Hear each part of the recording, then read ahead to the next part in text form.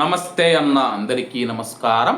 కువైట్లో మనం చేసే చిన్న చిన్న తప్పులు ఏవైతే ఉన్నాయో అవి రాబోయే రోజుల్లో పెద్ద నష్టానికి కానీ లేకపోతే భారీ మూల్యం చెల్లించుకోవాల్సి ఉంటుందని చెప్పేసి ఎవరికీ తెలియదు. మనం చేసేది చిన్న తప్పే కదా, ఏమవుతుందిలే అని చెప్పేసి ఎప్పటికీ అనుకోకుండా ఒక కువైటీ పౌరుడు అలా చేసే ఇప్పుడైతే జైలుకైతే వెళ్ళడం జరిగింది.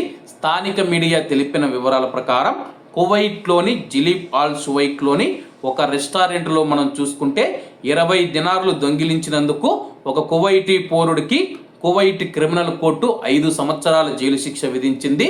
అలాగే దీనికి సంబంధించి పూర్తి వివరాలేకి వెళితే ఒక కువైటీ పౌరుడు మనం చూసుకుంటే జిలీబ్ ఆల్ సువైక్లో ఉన్న ఒక రెస్టారెంట్లోకి వెనక వైపు తలుపు ఉంటుంది కదన్న, మామూలుగా ముందు వైపు అంతా కస్టమర్లు వచ్చి రెస్టారెంట్లో అయితే కొనుగోలు చేస్తూ ఉంటారు. అతను వెనక తలుపు నుంచి లోపలికి ప్రవేశించి అలాగే అక్కడ కూరగాయలు కట్ చేస్తూ ఉన్న కత్తి ఏదైతే ఉందో అది తీసుకొని అక్కడ ఉన్న వారందరినీ బెదిరించడం జరిగింది. ఇలా చాలాసేపు జరగడం జరిగిందనమాట. అలాగే అక్కడ పని చేస్తూ ఉన్నవారు కానీ రెస్టారెంట్ యాజమాన్యం కానీ ఆ యొక్క కువైటీ పౌరుడికి సర్ది చెప్పే ప్రయత్నం చేసినా సరే కానీ అతను ఏమాత్రం వినడం లేదు.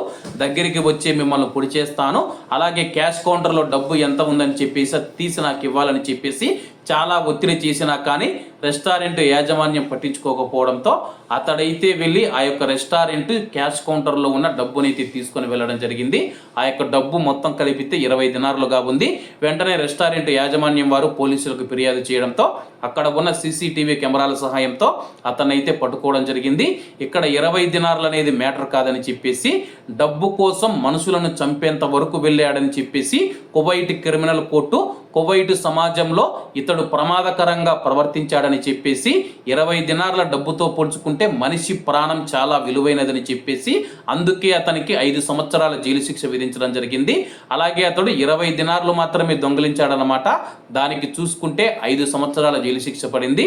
కాబట్టి మనం చేసే చిన్న చిన్న తప్పులు కూడా అయితే భారీ మూల్యం చెల్లించుకోవాల్సి ఉంటుంది. కాబట్టి అందరూ జాగ్రత్తగా ఉండాలని కోరుకుంటూ అందరూ బాగుండాలి, అందులో మనం ఉండాలి. అందరికీ నమస్తే అన్న, జై హింద్.